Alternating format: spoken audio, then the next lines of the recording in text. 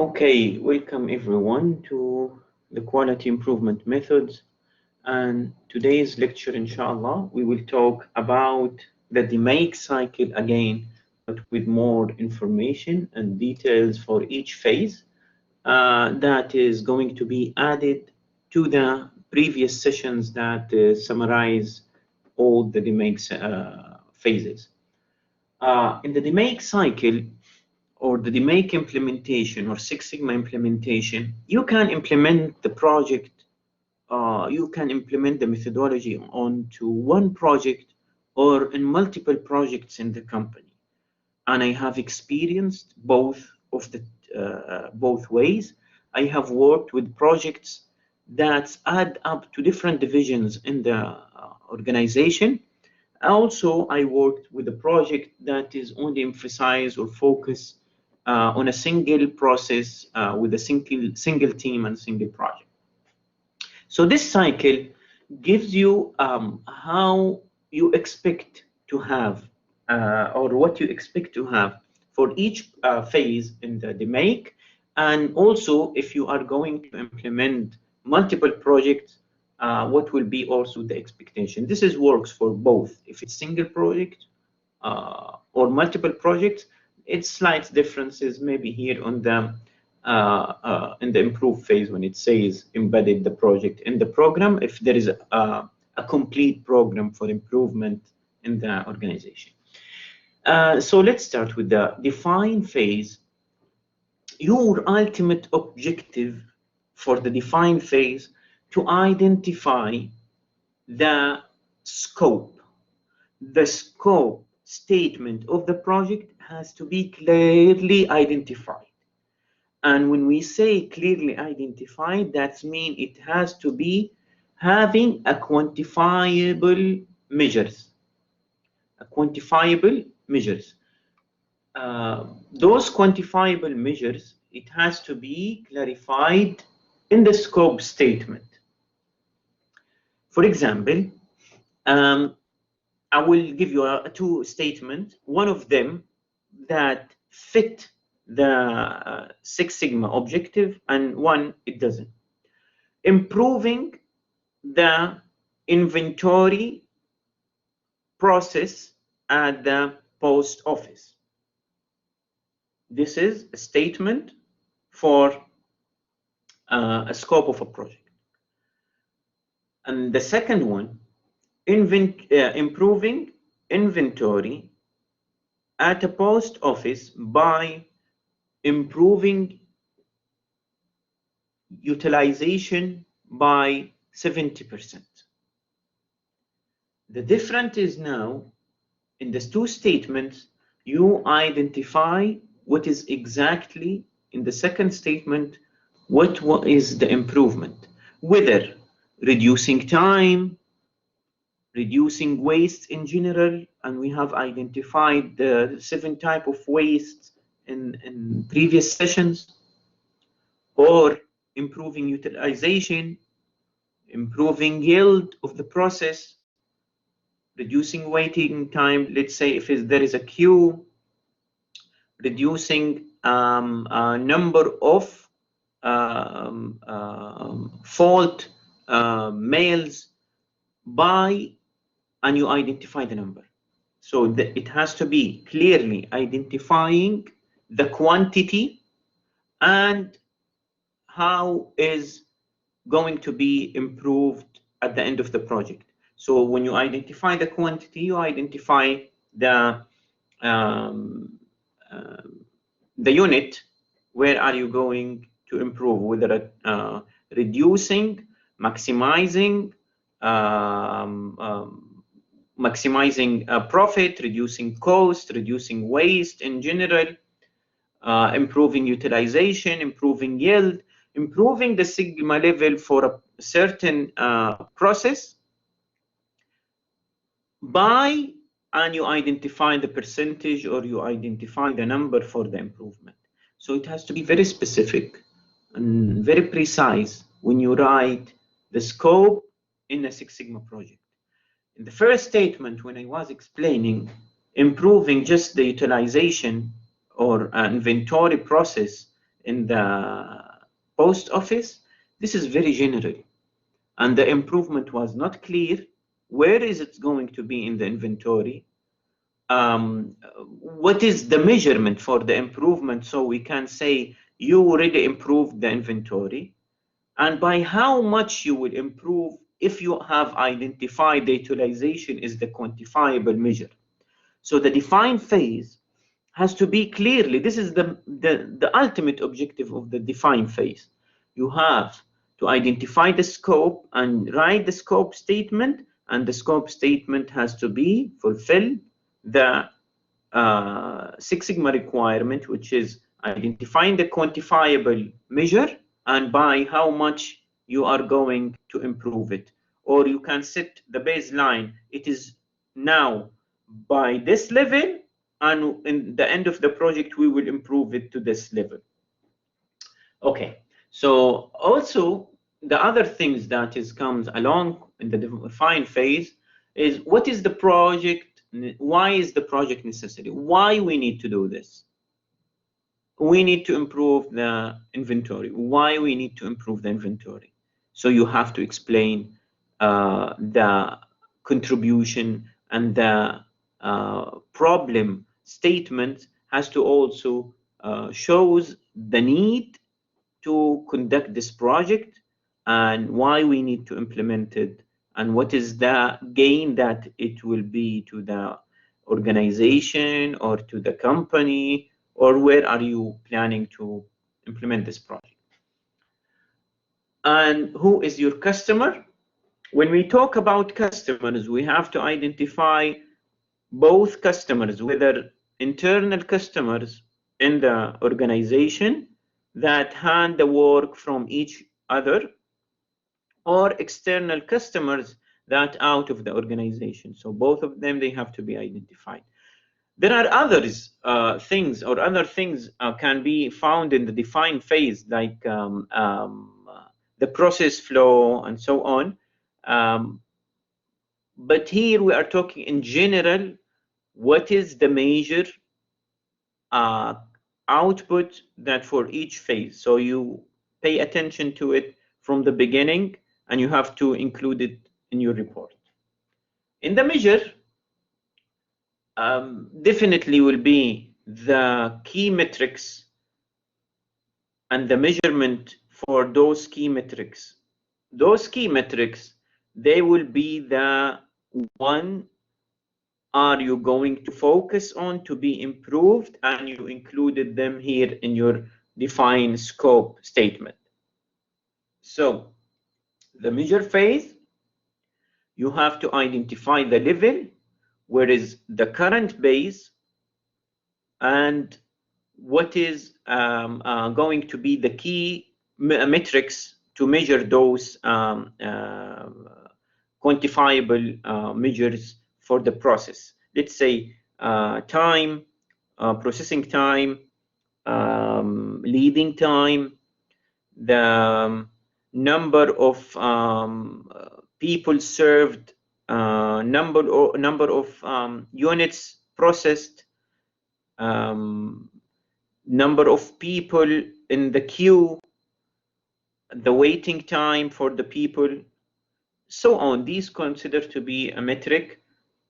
The percentage of accuracy of the project of the process. All these considered to be metrics for the measure phase.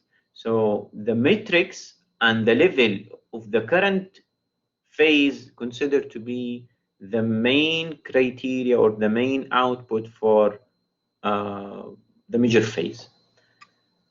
Moving on to the analyze, and the name of the phase gives you a hint what is the main objective of that phase.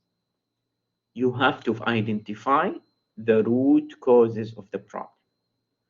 The root cause of the problem is the main objective of this phase. You cannot move to the next phase for each of those phases without identifying the primary objective that we have talked about. when we talk about the root causes, that's mean where is going to be your focus in the process, what is the causes of the defects if it's available, or what is the cost of the variability in the process, identify the gaps in the current process, what are those causes and the resources and obstacles for the process. Maybe someone will ask and have a question in his mind, why in the define phase you said we have to identify the quantified in the scope statement, whereas in the measure we will identify those metrics? And the answer for that is, when you identify in the define phase, you identify it based on the meeting with the stakeholders of the project from the company and their claim for the problem statement and their goal for the improvement.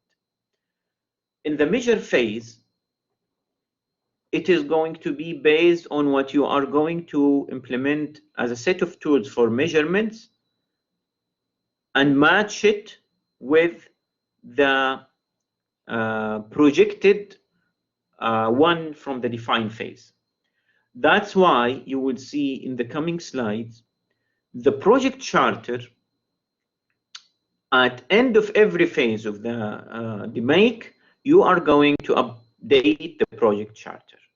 But at the end, when you hand over your project report, the define phase definitely should include the right scope statement and the right goals for improvement after you have already completed the project and updated the define phase part at the end of the report.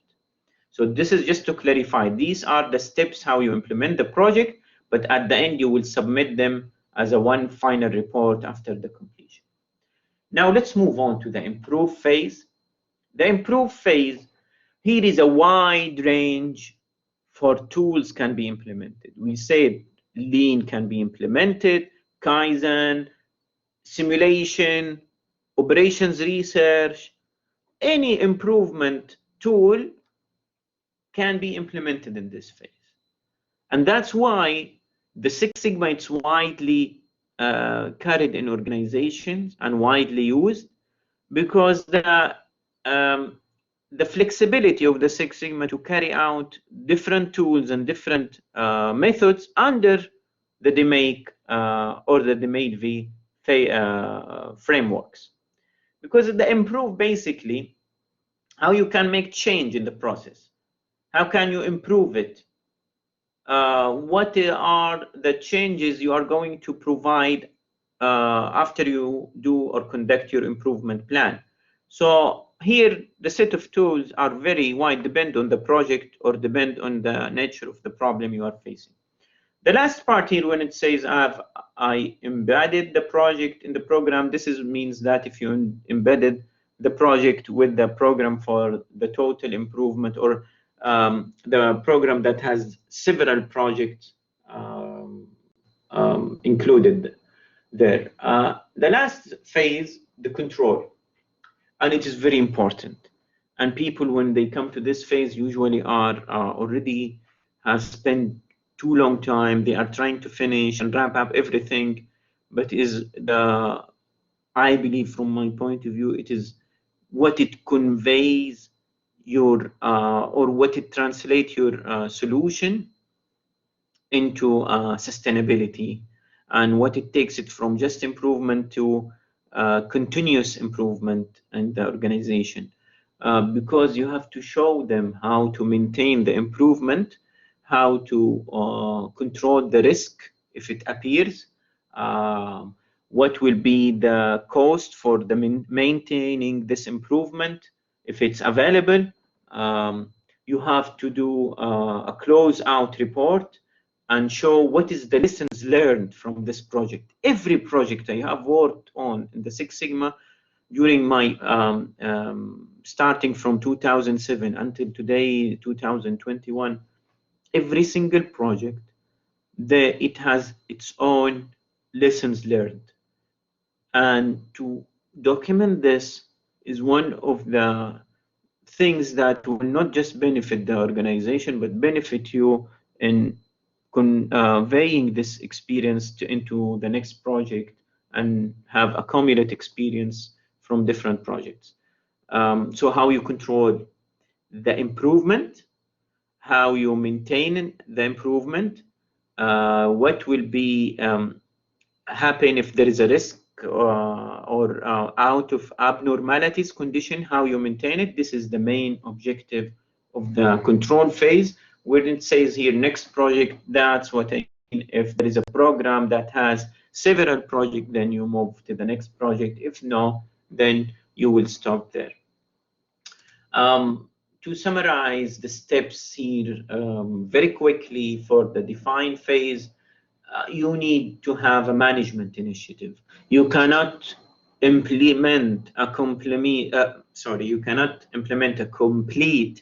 DMake or a Six Sigma project without a management support from the organization, because you will need authority.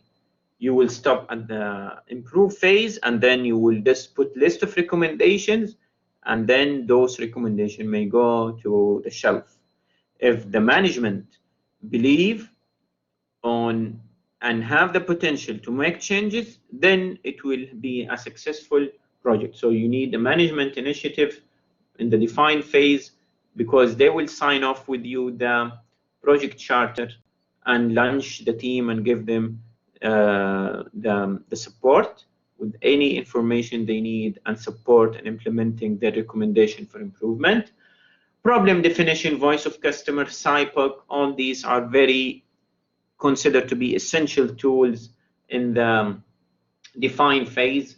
A measure phase, the performance standards and value stream mapping. You see it sometimes in the define phase, sometimes you see it in the measure phase, because if you have used the process flowchart in the define, in the measure phase, you may use the value stream mapping because it will quantify the time, which could be the metric that you are going to improve. So some tools, it falls between two consecutive phases, like between define and measure, you could see the value stream mapping here or there. Sometimes also from the analyze and the measure, some tools, they can be here or there. It is fine, there is no issue with that. Measurement system analysis, monitoring the process, how you monitor it so you can measure it. And it says a common statement: if you cannot measure it, you cannot control it. If you cannot control it, you cannot improve it. So the measurement, so you can control and can then improve. Establish process capability to make sure whether the process first, is it capable for improvement or no. Get review and update the project charter. And here is the step that I told you. At the end of each phase, you are updating the project charter and updating your report. So the final project charter you will submit at the end of the report, after the completion, will include the accurate information that reflect all the phases. Analyze phase, critical to quality, voice of customers, they work together. So after you identify the voice of customers, usually the critical to quality, and sometimes the critical to quality, you see it also here in the measure. Pareto analysis, this is usually analyze phase because it is analyzing. Cause and effect or fishbone diagram, you see it here.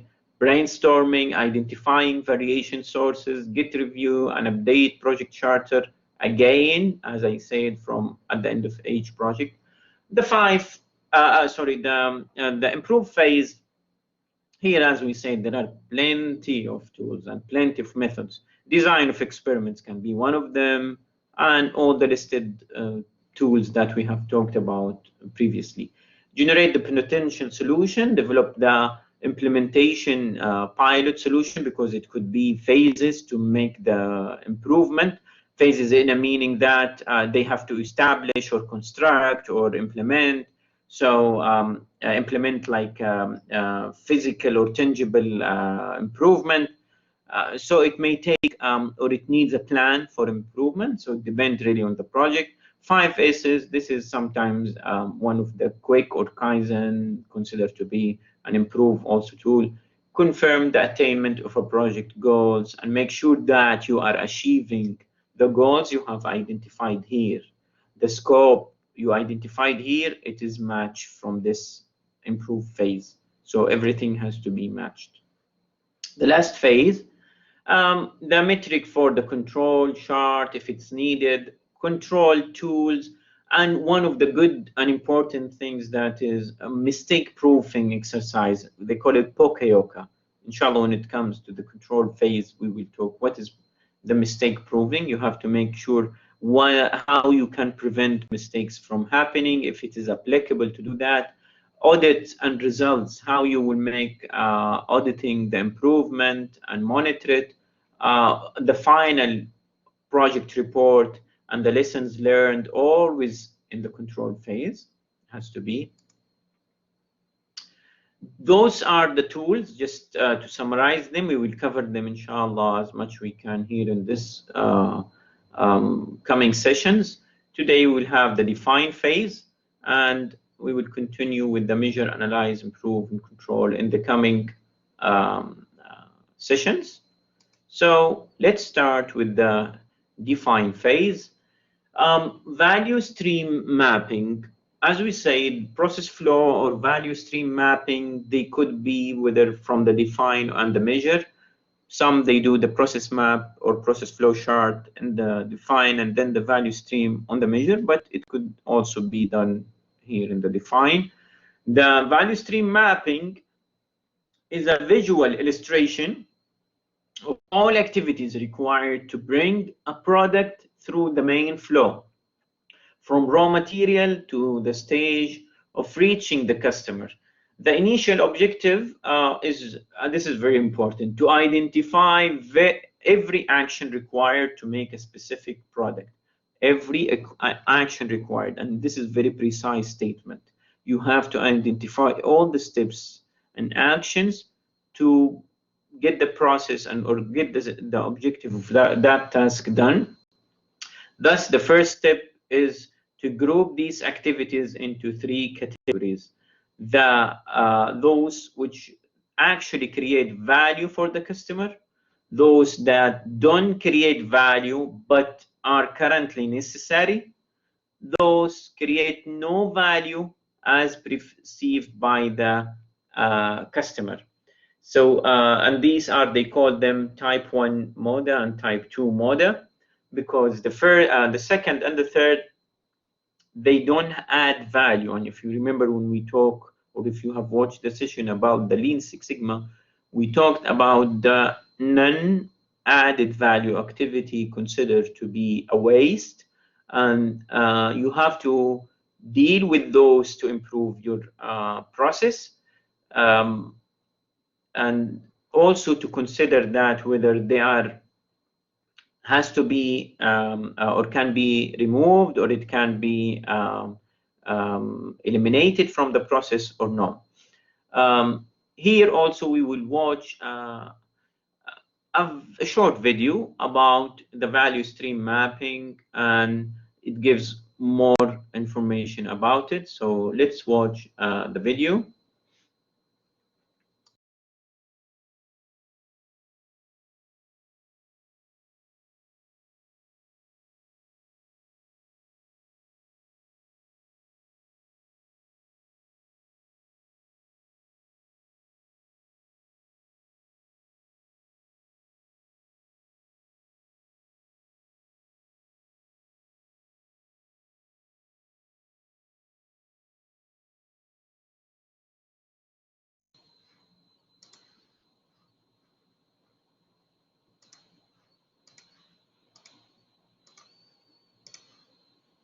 A value stream map is a great business tool.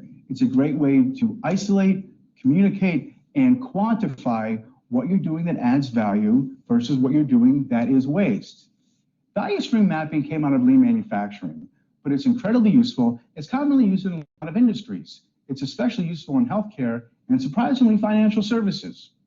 So let's walk through a simple example of a value stream map from a manufacturing facility. Let's say you work for a motorcycle company, but the company's not making enough money. Something is screwing up your profits. Let's figure out what's going on. In your assembly plant, as it turns out, you've only got 2% value added time, the rest is all waste. Well, how does that happen? Where could that be? Let's identify it. Let's say that you make 10 motorcycles per day. The time it takes from the time the parts roll off the truck until they go out the door as a finished product, as a finished motorcycle, is 10 days. And let's say it costs $20,000 per bike. All right, pretty simple costs here. Let's make the map. We start with a customer, this little Bart-looking Simpson symbol over here. Now, in this case, the customer is the dealership. What value do you provide to the dealership? Moving parts around the factory or around the assembly plant has zero value. The value you add is assembling the parts. That's it. Everything else is waste. So let's get back to the map. We have identified our customer. A note goes to the office, and then you say to your suppliers, we need parts. The value stream map, remember, information, right to left, process, left to right. First thing that happens, stuff comes in on a truck. Well, that's a truck. That's a pretty common symbol. And then it comes to your warehouse. It sits in the warehouse because you want to have enough inventory so you don't have to shut down. You want to have some safety stock. And you have 5 days worth. So that's $1 million. Now, the next big processing step is the pre-assembly, where you put the components together. And you're pretty good at this, and it takes about 2 hours. And then you have a whole lot of work in progress waiting for the next step. Let's say you have $100,000 worth of pre-assemblies ready to go. The next big step, you install the engines and the drivetrains. So you're pretty good here. You get a bunch of these done, and then you have a whole lot of these ready to go, these partially assembled bikes. And let's say you have $500,000 worth of this stuff ready to go. The next big step, you add the finishing touches, the wiring harnesses, the decals, the logos, all the cool stuff. Yeah, brakes, kind of important. And let's say you have $400,000 worth of finished bikes. You got 20 bikes done, ready to go in this triangle here. So where is the value versus where is the waste? Let's look at a timeline. Stuff comes in off the truck, and by the time it leaves, it takes 10 days. Where is your value? Look at the spikes in the sawtooth. 2 hours for the pre-assembly, 1 hour for the engine, and then 2 hours for the wiring harnesses and the electrical. 5 hours of value-added time divided by 240 hours that you've had this stuff, and what do you get? 2% value-added time. The rest, it's all waste. Now you have a value stream map that shows you where you're adding value, where your waste is. Now we can talk about where your money's going, now that we can see this. We have $2 million in inventory. Well, that's a lot. So look at all this work in progress. We have inventory, work in progress, and finished goods. $2 million sitting there, tied up in inventory. What could you do if you freed up that capital? And that inventory costs you a lot of money. Let's start with financing. Suppose your cost of capital is 10%. All right, it's costing you 200 grand a year just to own this inventory and work in progress. Floor space in your factory and your warehouse, that ain't cheap. Moving it around costs a lot of money too.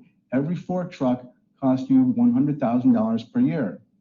Now, if we look here, if we look at all this inventory, we can say we have $2 million tied up, but it's costing us 500 grand a year just to have this stuff. Well, there's all your profits. $500,000. I mean, that's still a lot of money. With a value stream map, you can see where all your profits are going, why you're not making money. So if you like this value stream map, it's a great tool. Give us a call. We'll show you some of the best practices. We'll show you how you can use a value stream map to isolate the value added versus the waste in your company. We'll walk you through the entire process. We will help you get your costs down and your profits up.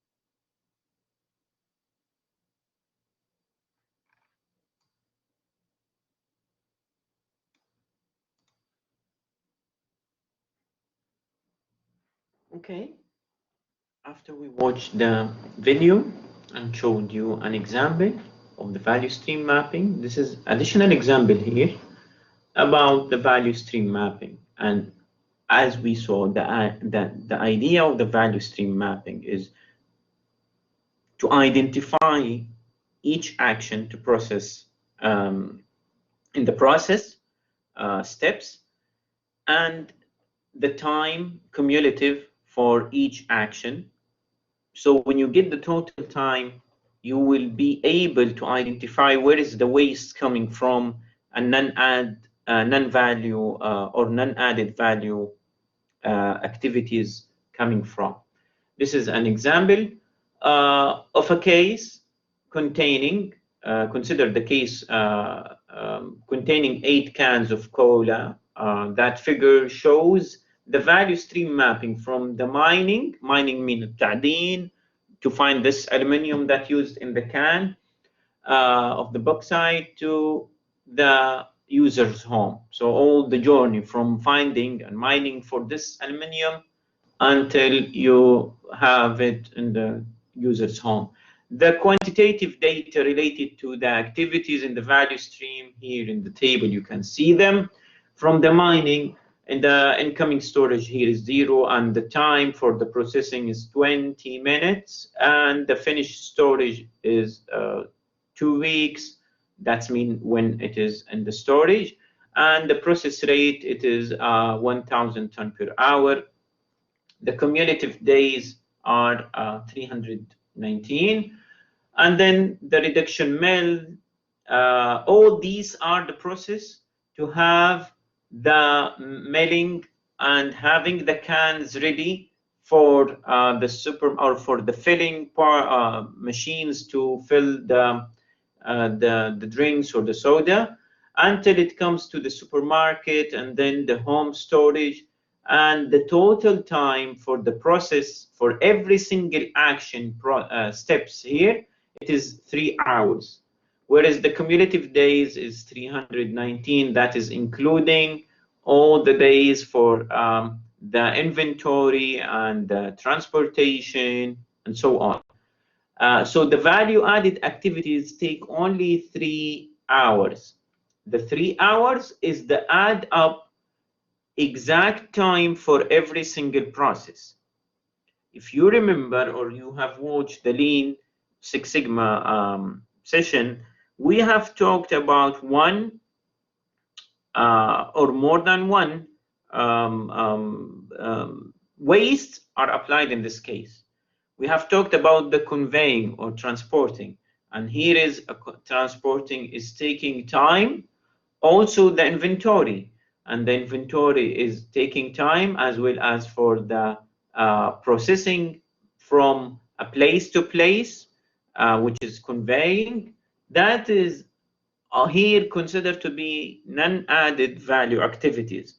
Here where you trigger and focus how you can reduce it more, so you can utilize these 3 hours to the maximum and get more productivity of the process. The process steps are starting from the mining, reduction, smelter, and then this is the hot roller, the can warehouse, and the cold roller. These are just to make the can. Here is where they can use it for filling and having the fluids in the cans, and then in the warehouse to the supermarket until the home. This is a recycle center, and if it goes to again to recycle the process or return the process. So these steps, every single step of them, what we are focusing here, the processing time and the cumulative time. And as we saw also from the example in the recorded video, that will give you the idea where you need to focus for the improvement in the process. This is for the value stream mapping tool. Moving on to the next tool, which is the Cyborg. The Cyborg, it is very essential tool, and I haven't seen any project that has completed the the Six Sigma with at least the process flow chart or the Cyborg. So Cyborg gives you a different view and process view how the companies or the organization satisfying particular customer requirement in overall the supply chain. And the customer here, when we talk about it in the process, sometimes it is internal customer who hand over an item or hand over from parts from a place to place or the forms or the external customer who is the end user or the one who received the product or the service at the end. The SIPOC stands for supplier, S, I is for input, O for output, C for the customer. The supplier is the person or a company. It can be a person in the process or a company or an organization that provides the input to the process, raw material, example, labor or machine or information or a template or a form. All these considered to be the input, and the supplier who provides them. The supplier may be both external and internal to the company. As we said, it could be internal inside the company, like the example of the car makers we saw when the car moving from phase to phase in the assembly line.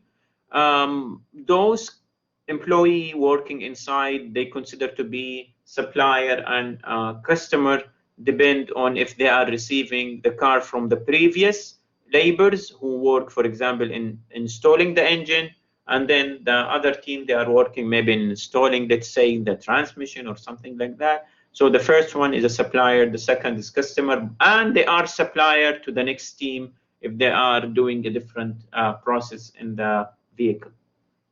The input is the things that we have identified here with material, labor, information, and these need to be transformed from the input to the output. So it needs to be transformed from input and to become an output. The product, both goods and services, and sometimes part of this input, it transforms, as we say, to the output and delivered to the customer. The customer, he's the one who received the product or the service. The customer could be the next step of the process or a person or organization. So as he receives, considered to be a customer. As he provides, it could be also he is a supplier, because he is working on his part or his job, but he's waiting for the other team. Like if you are working now in a team in the project, and one of you is working on the introduction part, and then one he's working on the methodology, let's say, and someone he's working in finalizing all the report and proofreading. The guy or the person he's working on the proofreading, he is a customer for all the other team members who are working on the report, because he will receive the input, which is the report after they done their work, and the output will be the report after the proofreading and doing the formatting and organizing. And he will be, it could be a supplier for me as an instructor, because he will send me the final report. So this is just a simple example here how the SIPOC are done. Here is another example for a pizza or making a pizza restaurant. The grocery store is the supplier, and the input is the ingredients that you are purchasing. Definitely, that's why the process is the purchasing those ingredients, and the output is the stocked items. Then the customer, he is the pizza chef. The pizza chef in the next process, he is the supplier, and the input is the recipe, and then the process is making the dough اللي هو العجين for the pizza, and the output will be ready to bake the dough, and then the customer is the one who receives the pizza and buy it. He will be the customer of that process. The customer will be a supplier, and his input will be the favorite topping. So if he's adding toppings to the pizza, and the process is personalize the pizza. That means he wants to have maybe chicken or depend on what is his requirement. The output will be the pizza order ticket, and then the waitress or the server and the chef will be the customer, and so on until we have served the order at the end and the final customer who has the order receive his pizza. This is how you go step by step in the process and identify who is the input, who is the supplier, and who is the customer. What is the input? What is the output? What is the process step? This will help you a lot to see the process in details and identify also the room for improvement and room for the measure phase and the analyze phase where you can focus on.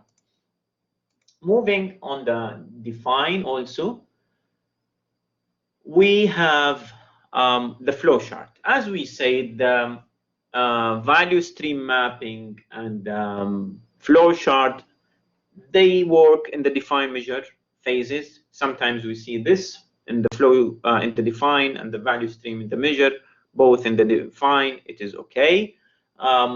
A flow chart is very common, and I believe you at this level, most of you know how to do a flow chart. Maybe what we have to focus here, the objective of the flow chart, it helps the team to understand definitely the process better and identifying the actual flow sequence of event, whether a production or a service flow. Those figures or shapes, maybe we need to remind you about them, what they mean. The oval means that the start and the end of the process.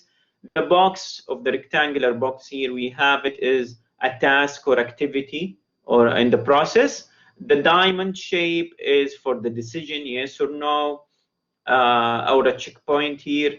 A circle, that's mean the letter or a number of identifies a break and connects to another page or part of the diagram.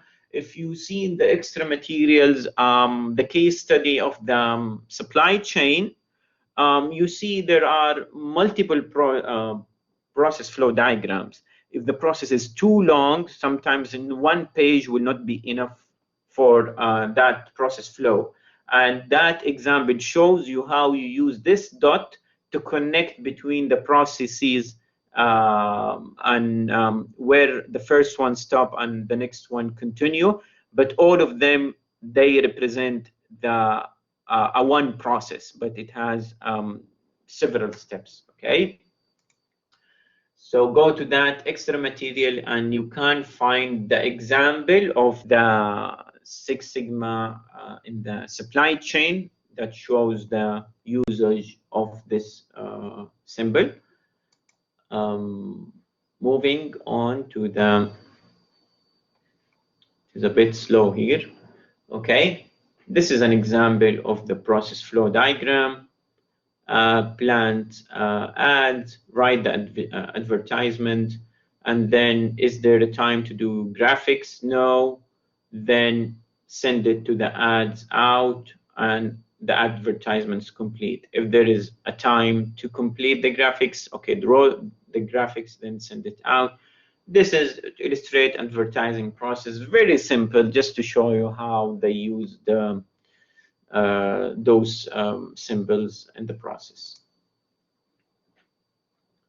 Moving on in the critical to quality, which is a representation of the voice of the customer. It is widely used in the Six Sigma. An example may be an element of a design. It could be for example, the time needed to process an order in a restaurant, attribute of a service. This is very widely used. It helps the team to drive the more specific behavioral requirements of the customer from his general needs. So you can identify or dig inside from the main requirement of the customer until you find that the tangible requirement that you can measure it and you quantify it. For example, the voice of the customer and that says they need a good room service. This is very general. But when we do the critical to quality tree, this will lead you to what are the criteria that you can later in the measure phase measure them and quantify them and have them in a quantity that you can say, okay, I'm going to improve this one. Let's say the room service is the general one. It has the speed of the delivery, food quality, menu variety. When you also go and dig inside and try to dive deep, you will see that in the level 2 of the speed delivery, the speed time is the quantifiable measure, and that will be a critical to quality. From the order in his room, how long time it would be taken to have the food ready. The food quality, it could be a good speed time on the process the food very quickly, but the taste is not good, or the presentation, or the temperature is not hot or cold enough, depending on the food you are requiring. So this will be the critical to qualities for the food quality. The menu variety, number of items in the menu, they have selection, wide selection. Also, maybe they consider the vegetarian, non-vegetarian items in their menu. So these will help you from just saying that the room service quality as a voice of customer, it needs to be improved, until you have plenty of quantifiable measure. Each one of those will be eligible to be quantifiable, and you can have it in a quantity to be improved from a level to a level. General need also, it could be one of the things that the customer, the behavioral requirement from the staff, and this also can go to a different level. Now the speed, it can be in a certain range.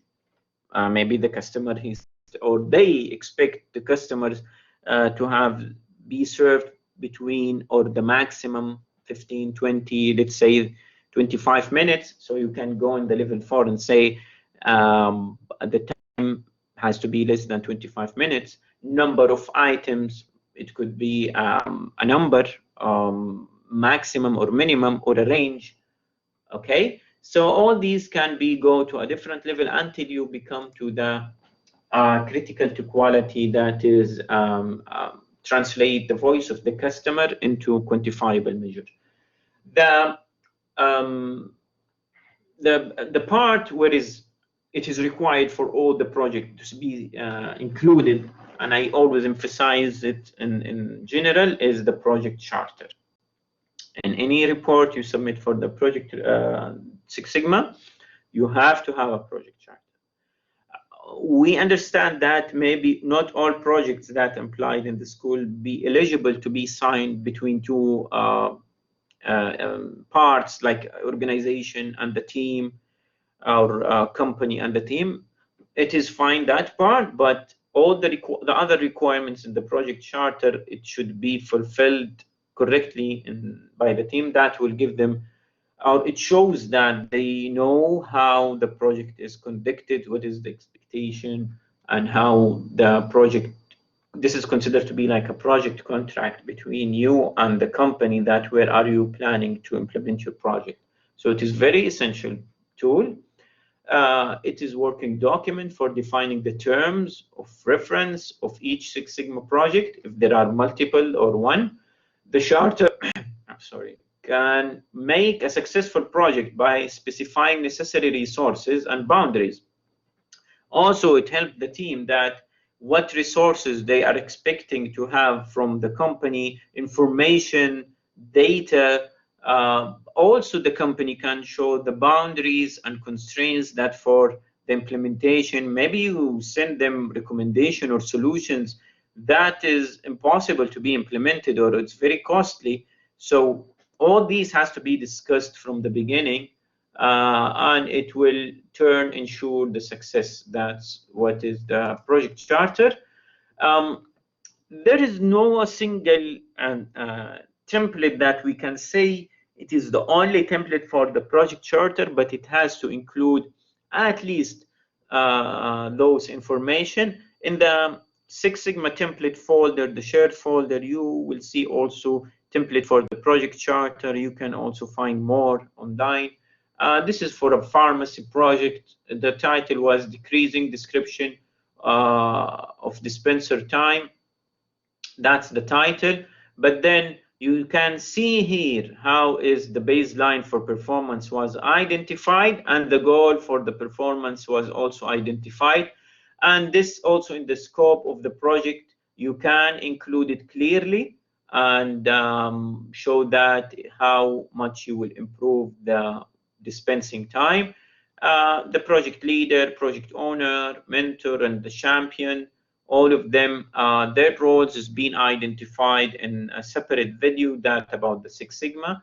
You can also write their names if they are available for that project. Also the starting and ending time and the location of the project. The problem statement, let's say here and read it, customer satisfaction. Okay, it is freezed here. Okay, now we're back.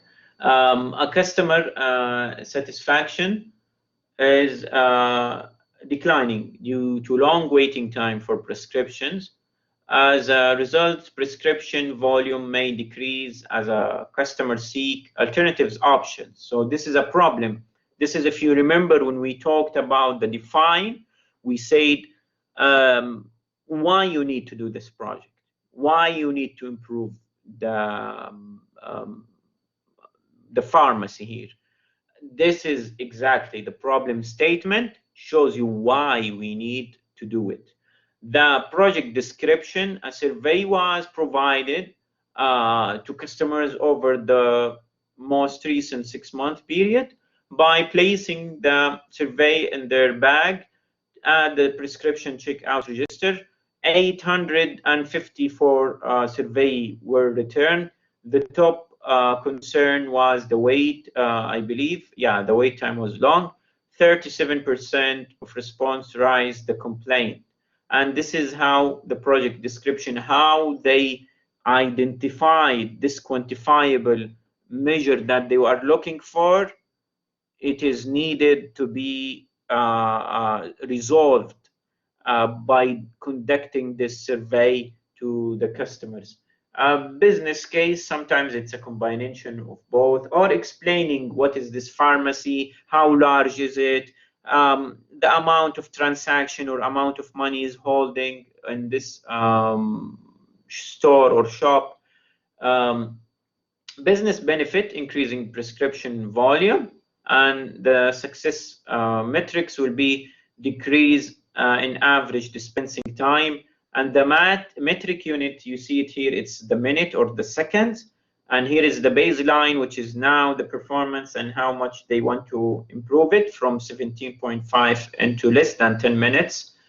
The team members, here their information, or the team charter, it's another tool, also can have a template, has all the team information, their background, their strength, their contact information, who is the leader of the team.